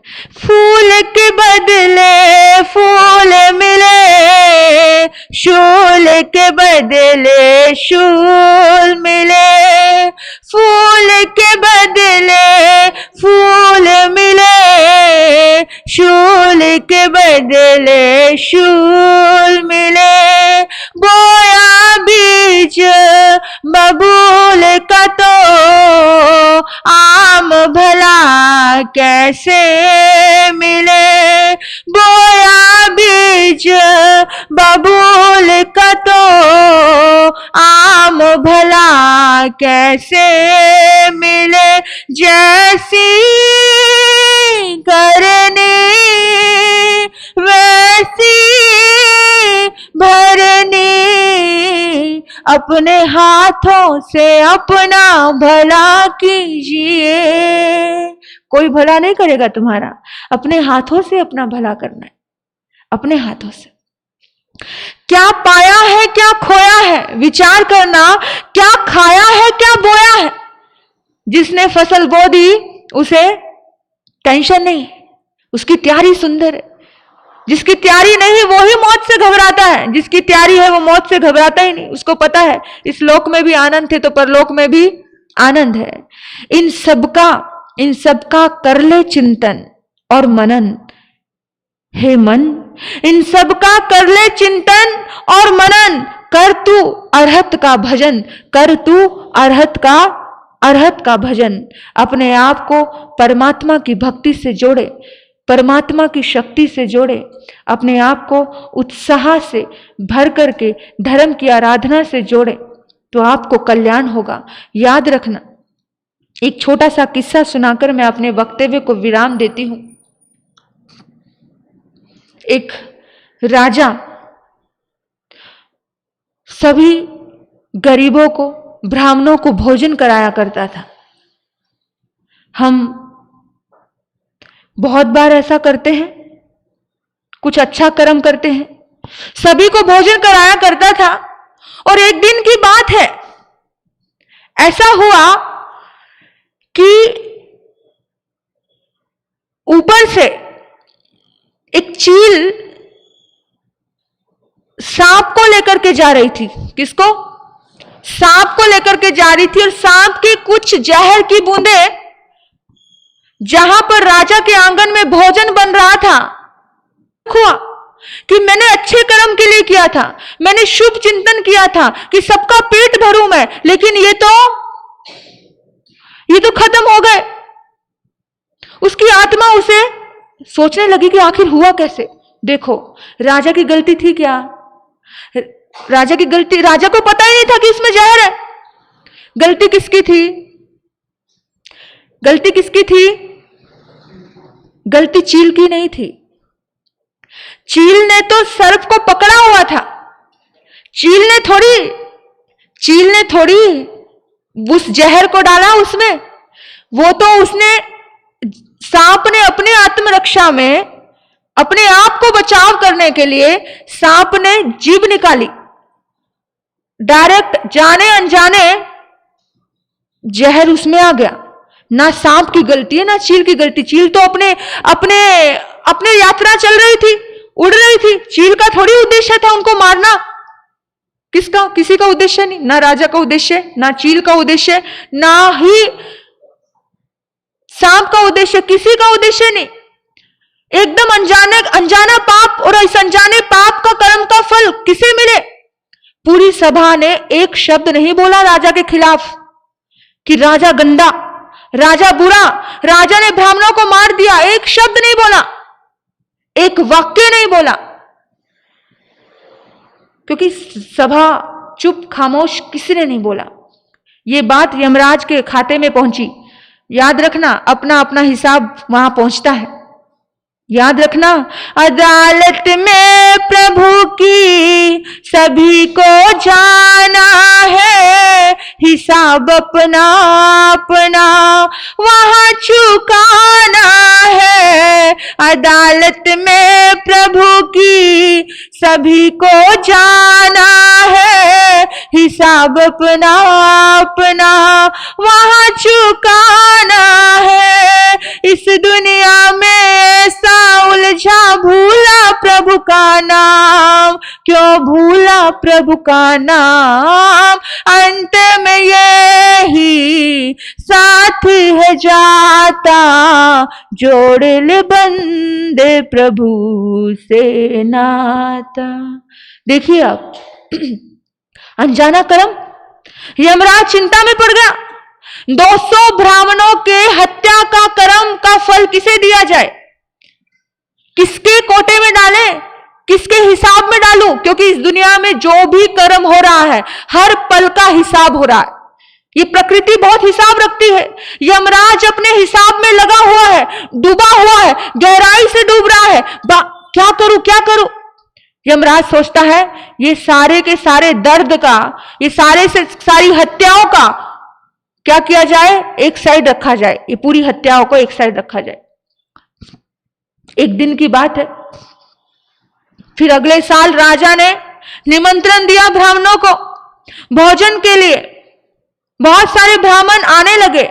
एक महिला से पूछ लिया कि भाई साहब, यहां पर राजा का महल कहां है? महिला कहने लगी उन ब्राह्मणों से, इस नगरी के राजा की बात कर रहे हो तुम? बोला हाँ। अरे अरे, नगरी के राजा के पास भोजन करने मत जाना, वो तो बुलाता है ब्राह्मणों को और जहर मिलाता है भोजन में। पिछले साल भी 200 ब्राह्मण मर गए थे। महिला ने जैसे ही ये बोला, उस 200 ब्राह्मणों के पाप का, मौत के पाप का फल उसकी झोली में आ गया। जैसे ही ये बोला, यमराज ने कहा कि इसके प्रति किसी ने प्रतिक्रिया नहीं की थी, एक यही महिला है जिसने प्रतिक्रिया की। महिला ने देखा था कि राजा ने मारा। आप जब तक कोई बात क्लियर जानो नहीं, तब तक आपका हक नहीं कि आप किसी पे टिप्पणी करो, और अगर आपने टिप्पणी की, उसका पाप का कर्म आपको भोगना ही पड़ेगा, बिल्कुल भोगना पड़ेगा। अरे श्रीपाल जैसे राजा को भोगना पड़ गया, रावण को भोगना पड़ गया, सिकंदर को भोगना पड़ गया, हमारी तुम्हारी क्या औकात? उस राजा के ऊपर इल्जाम। पूरी नगरी ने एक शब्द नहीं बोला था और एक पल में ऐसा कर्म हुआ। अब महिला की जिंदगी में जब वो पाप कर्म का उदय आया, महिला कहती, भगवान मैंने तो एक चींटी को नहीं मारा, मैंने एक मक्खी को नहीं मारा। अरे भाई, तूने अपने शब्दों के द्वारा किसी की आत्मा को इतना आहत किया, इतना आहत किया। अपने शब्दों की निगरानी कीजिए।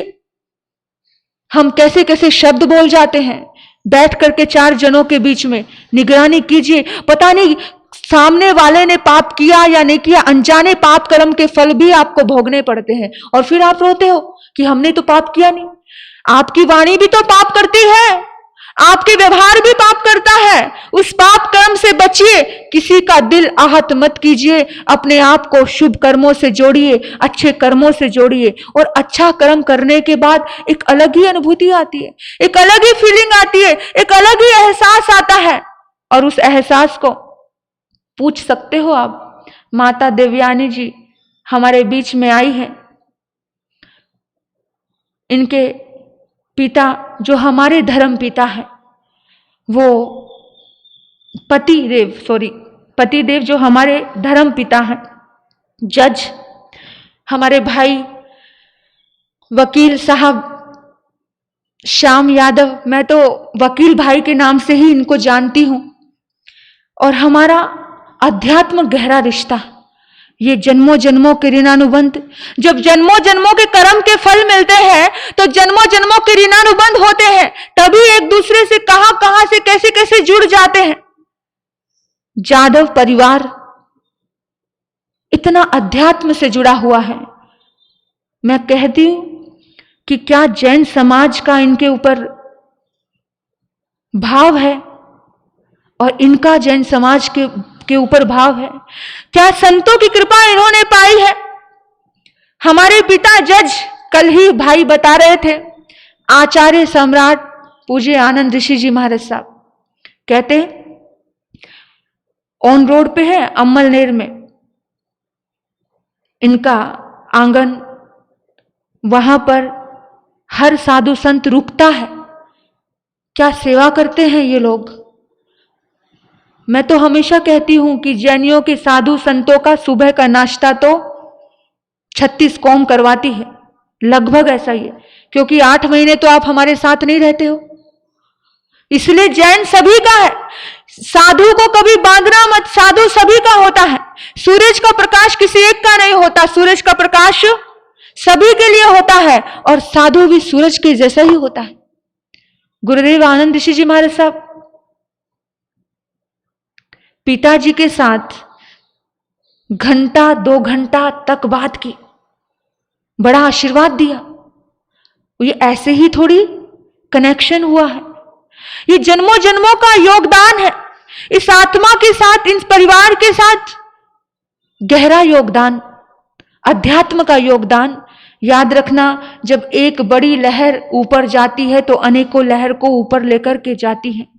ये धर्म सभा में अपना पूरा काम काज संसार छोड़ करके कल ही आ गए थे, होटल में रुके हुए हैं, वहीं पर व्यवस्था की है अपनी। मैंने कहा था यहाँ है व्यवस्था, बोला कोई बात नहीं, बहुत सुंदर ढंग से वहां पर किसी को तकलीफ नहीं देना, इतना सुंदर भाव है इनका, किसी को परेशानी नहीं देना, किसी के ऊपर कोई अपना कर्ज चुके, कितना सुंदर भाव है, इतना भाव इस आत्मा का है। और ये पूरा परिवार, हमारी भैया भाभी आए हैं, हमारे सोहम भाई आए हैं, सारा परिवार यहाँ आया है, माता जी आए हैं। इनका इस धर्म सभा में बहुत बहुत सम्मान करती हूँ। आपको बताऊं, 4 साल से हम जान रहे होंगे एक दूसरे को, 4 साल से जानते हैं। और बसंत पिंपल गांव के अध्यक्ष मेरा चतुर्मास हुआ और मेरा बहुत आत्मीयता थी उन अध्यक्ष से, क्योंकि जो मुझे जानता है वो मुझ पे जान देता है, ये तो मैं बहुत अच्छे से बोल सकती हूँ। उनकी बड़ी गहरी आत्मीयता, उन्होंने इनको मिलाया, निमित्त वो बने और इतनी गहरी यात्रा इनकी चल गई कि बसंत पिंपल गांव तो फिर भी छूट गया, लेकिन इन्होंने हमको नहीं छोड़ा, ये कंटिन्यू। पिछले साल मेरा चतुर्मास था पनवेल में दीदी संगीता दीदी, भारती दीदी, दोनों हमारी बहनें, माता जी की बेटियां, बहुत बड़ा सुंदर चैरिटेबल ट्रस्ट और बहुत ऐसे बच्चों को वहां पढ़ाई करवाई जाती है। पनवेल में भी मैं उनके बंगले पे रुकी, उनके घर रुकी। वहां जब मैं उनके घर गई ना, जो उनका प्रेम था, जो उनका संत का सम्मान करने का जो भाव था, जो उनकी आंखों में प्यार के आंसू थे, वो आरती उतार रहे थे। मैंने कहा ये मत करो, पगलियां ली, पैर धोए, माय गॉड, इनकी भक्ति से, कहते ना किसी की श्रद्धा और भक्ति ऐसे खींच लेती है मेरा मन। कहते ना भक्त के वश में भगवान होते हैं, भगवान किसी के वश में नहीं होते हैं, लेकिन भक्त के वश में भी भगवान होते हैं। भाई हम तो संत हैं, हम क्यों नहीं होंगे। ऐसा प्रेम इनका, ऐसी करुणा। बॉम्बे गई, बॉम्बे में राम भैया, उनके आंगन में भी हम रुके, धर्म सत्संग हुआ। उनके पूरे कॉलेज में धर्म सत्संग हुआ, बहुत बड़ा कॉलेज है। और इतनी सुंदर भावना, ये कल आपके सामने रखेंगे, आप देखोगे कि इस दुनिया में ऐसे ऐसे कोहिनूर रत्न भी है, ऐसी ऐसी आत्मा भी है जिनके भीतर में धर्म और अध्यात्म इनके रोम रोम में बसा है। और ये सारा इनकी माता पिता की ही मेहरबानी है। इन बच्चों के भीतर में इतना प्रेम है, इतनी सादगी है, इतना सादा जीवन है, लेकिन फिर भी ये उच्च शिखर पर है। सादा जीवन, उच्च विचार, कल आपको पता चलेगा।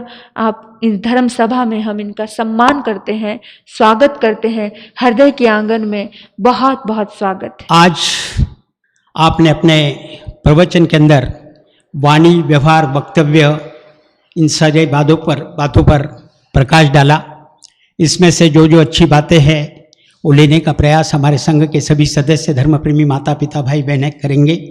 मैं वादा यहाँ पे करता हूँ। कल परम श्रद्धेय परमादरणीय सारी बातें अच्छी होती है। जागृति जी महाराज साहब का जन्म दिवस है, जो मनाने का हमारे आकुडी निगड़ी प्राधिकरण श्री संघ ने निश्चित किया है। और कुछ जहाँ जहाँ पे महाराज साहब के चातुर्मास हुए उन्हीं संघों को व्हाट्सएप द्वारा निमंत्रण भी भेजा गया है। आप सभी धर्म प्रेमी माता पिता भाई बहनें सभी अपने परिवार के संग यहाँ पे कल सुबह पधारना है और प्रवचन, धर्म साधना, महाराज साहब के गुणानुवाद आदि के पश्चात आपके गौतम प्रसादी की भी व्यवस्था श्री संघ द्वारा यहाँ पे की गई है। आज कल शाम को महाराज साहब के दर्शनार्थ यहाँ पे अम्मलनेर जलगांव जिले के अंदर जो गांव है वहाँ से एडवोकेट जाधव जी अपने परिवार के संग यहाँ पे पधारे। आपके माता जी आए, आपके दोनों पुत्र पुत्री आए, सौभाग्यवती आए हैं। मैं हमारे आकुडी निगड़ी प्राधिकरण श्री संघ की ओर से हार्दिक हार्दिक स्वागत करता हूँ। महाराज साहब का जो मानवता का कार्य चल रहा है उसमें जाधव जी बहुत बड़ा योगदान देने जा रहे हैं। अम्मलनेर में भी मानवता के माध्यम से, जागृति जी महाराज साहब के माध्यम से एक कोई उपक्रम हाथ में लिया जाएगा। अभी तो कहीं गौ सेवा का चल रहा है, कहीं वृद्धाश्रम का चल रहा है। ये सारी बातें मैं कल आपको बताऊंगा। मैं जाधव परिवार का श्री संघ की ओर से यहाँ पे हार्दिक हार्दिक हार्दिक स्वागत करता हूँ। आज का जाप छाजड़ जी, मोतीलाल जी चौरड़िया। कल का जाप पोपटलाल जी, रामचंद्र जी कर्नावट। आज का आइंबिल शारदा जी, मोतीलाल जी चौरड़िया। हमारी प्रिंसिपल साहिबा का आज आइंबिल है। कल का आइंबिल स्मिता जी रांका, इनका भी है। तो हम इनका धर्म सभा में स्वागत करते हैं। आज का आइंबिल पचखामी नत्थागुण ससागारंग महत्रागान ससमहावती अगारंग त्याग बोशरे बोशरे। आइंबिल तप करने वालों को, संघ की शान बढ़ाने वालों को, लंबी आइंबिल तपस्या में माँ मीरा देवी जी के जब से चातुर्मास प्रारंभ हुआ है तब से लंबी आइंबिल तप चल रहा है। उनका बहुत बहुत धन्यवाद है। उनकी आइंबिल तप की साधना को, आत्मबल को बहुत बहुत मैं सम्मान पूर्वक उनको धन्यवाद देती हूँ। और जिन्होंने भी अभी जाप लिया है उनका भी बहुत बहुत धन्यवाद। छाजड़ परिवार बहुत जागरूक हो गया है, अभी कंटिन्यू उनका जाप आने लगा। बहुत बहुत धन्यवाद है आपका भी जाप के लिए, आपने इतना सुंदर समय दिया है। और हर दिन आपको सूचना मिल रही है। बात उवसग हरंग स्तोत्र की आराधना कल यहाँ पर होगी, आप टाइम पर पहुंचे। अनुष्ठान के लिए जैसे महाराज साहब ने फरमाया, सभी धर्म प्रेमी माता पिता भाई बहने समय पर यहाँ पे पहुंचे। उसके पश्चात प्रवचन होगा। प्रवचन के पश्चात एक गुणानुवाद सभा यहाँ पे होगी। महाराज साहब को सम्मान पत्र श्री संघ की ओर से दिया जाएगा। पाठ बोलिए भगवान महावीर स्वामी की। एक टाइम भोजन का पचखान तिभ्यंग पिहारंग असनंग पारंग खाइमंग सामिंग नत्थाउगंग सत्सागरंग महत्रागंग सस्माहावत्यगंग त्याग बोशरे बोशरे। हाँ जी, आपका उपास पचखामी तिभ्यंग पिहारंग असनंग पारंग खाइमंग सामिंग नत्थाउगंग सत्सागरंग महत्रागंग सस्माहावत्यगंग त्याग बोशरे बोशरे। कल की धर्म सभा में मात्र और मात्र केवल धर्म अध्यात्म शिखर पर जुड़े हुए आत्माओं का सम्मान होगा। हमारे ये भाई हैं संतोष जी लुंकड़, पूरे के पूरे कैबिनेट को लेकर के इतना सुंदर काम करते हैं। यहाँ काम तो कुछ करना नहीं, केवल रोब झाड़ना। मैं केवल उसी का सम्मान करती हूँ जिंदगी में जो आत्मा धर्म और अध्यात्म से जुड़ी होती है, और इसी आत्मा का मैं सम्मान करती हूँ। और इस धर्म सभा में जो भी संत हुआ, जो भी परमात्मा हुआ, जो भी महावीर हुआ, हर महावीर ने महावीर ने जयंती श्राविका का अनुगान किया, गुणगान किया, आनंद का गुणगान किया, श्रावकों का भी गुणगान किया। क्यों किया? क्योंकि वो अध्यात्म से जुड़े हुए थे। जो भी अध्यात्म के शिखर पर जुड़ा हुआ है, मैं उसकी अनुमोदना करती हूं। याद रखना, लाग लपेट मुझे करनी नहीं आती है। आप मेरे ऊपर पत्थर बरसाओ, कांटे बिछाओ, बर्बाद करो या बदनाम करो, कुछ फर्क नहीं पड़ता है। ओम शांति। बोलिए भगवान महावीर स्वामी की। चैता भारंग वासंग चक्रवर्ती महेडियो संति संति करेलोय पत्तो गई मनोत्रंग। अरिहंत परमात्मा स्वास्थ्य लाभ बना रहे, सुख शांति बढ़ती रहे, हर अच्छे कार्य में सफलता प्राप्त हो इन्हीं सद्भाव से। चतारी मंगलम अरिहंता मंगलम सिद्धा मंगलम साहू मंगलम केवली प्नतो धमो मंगलम। चतारी लोगुत्तमा अरिहंता लोगुत्तमा सिद्धा लोगुत्तमा साहू लोगुत्तमा केवली प्नतो धम्मो लोगुत्तमा। चतारी शरणं पवज्जामि अरिहंते शरणं पवज्जामि सिद्धे शरणं पवज्जामि साहू शरणं पवज्जामि केवली प्नतो धम्मो शरणं पवज्जामि। पहला शरणा अरिहंत का, दूजा सिद्ध भगवान का, तीजा शरणा धर्म का, चौथा सारणी ग्रंथ। ये चार शरण दुख हरण जगत में, और न शरणा कोई होगा। जो भव प्राणी करे आराधन, उसे काजर अमर पद होगा, उसका सदा ही मंगल होगा।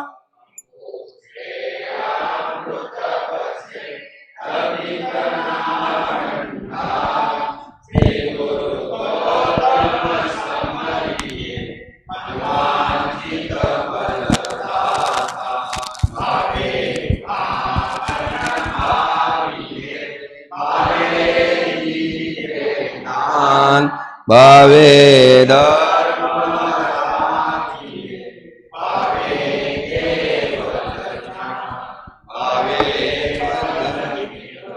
गुरनी सहे आई, सभी के मन भाई, विराज रहे पाठ पे, वंदन कर लो तीको तारा पाठ से, वंदन कर लो तीको तारा पाठ से। तीको तो पयायनम करेमि वंदामि न मनसामि सक्कारेमि सम्मारेमि कल्याणम मंगलम देव्यम चेव्यम। भजवा स्वामी मथि।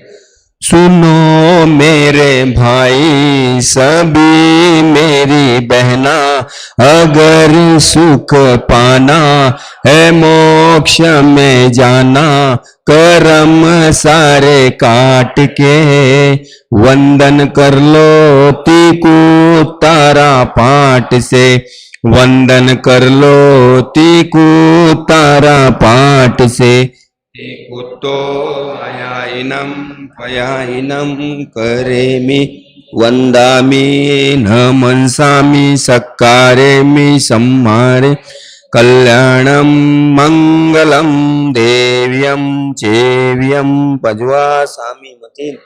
बड़े हैं ध्यानी है आत्मा के ध्यानी, सुनाते जिन वाणी तीराते भव्य प्राणी, आए हैं बड़े भाग्य से वंदन कर लो तीको तारा पाठ से, वंदन कर लो तीको तारा पाठ से। तो आयाइनम करेमि वंदामि न मनसामि सक्कारेमि सम्मारेमि कल्याणम मंगलम देव्यम चेव्यम। पजवा स्वामी मथेन।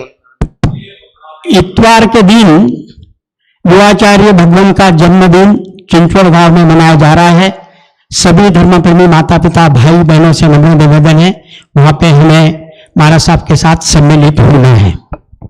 बोले भगवान महावीर स्वामी की, शांतिनाथ भगवान की, करुणा के अवतार श्री पार्श्वनाथ भगवान की, राष्ट्र संत आचार्य सम्राट परम पूज्य गुरुदेव श्री आनंद ऋषि जी महाराज साहब की, कर्नाटक गज के श्री घोर तपस्वी पूज्य श्री गणेश लाल जी महाराज साहब की, वर्तमान आचार्य डॉक्टर शिवमुनि जी महाराज साहब की, युवाचार्य श्री महेंद्र ऋषि जी महाराज साहब की, चातुर्मास प्रत्यर्थ यहाँ पर विराजित परम पूज्य गुरुने मैया श्री जागृति जी महाराज साहब की, परम पूज्य गुरुने मैया श्री वत्सल श्री जी महाराज साहब की, सभी संत सतियों की, जैन धर्म की, अहिंसा परमो धर्म की, आज के आनंद की जय। जय जिनेन्द्र।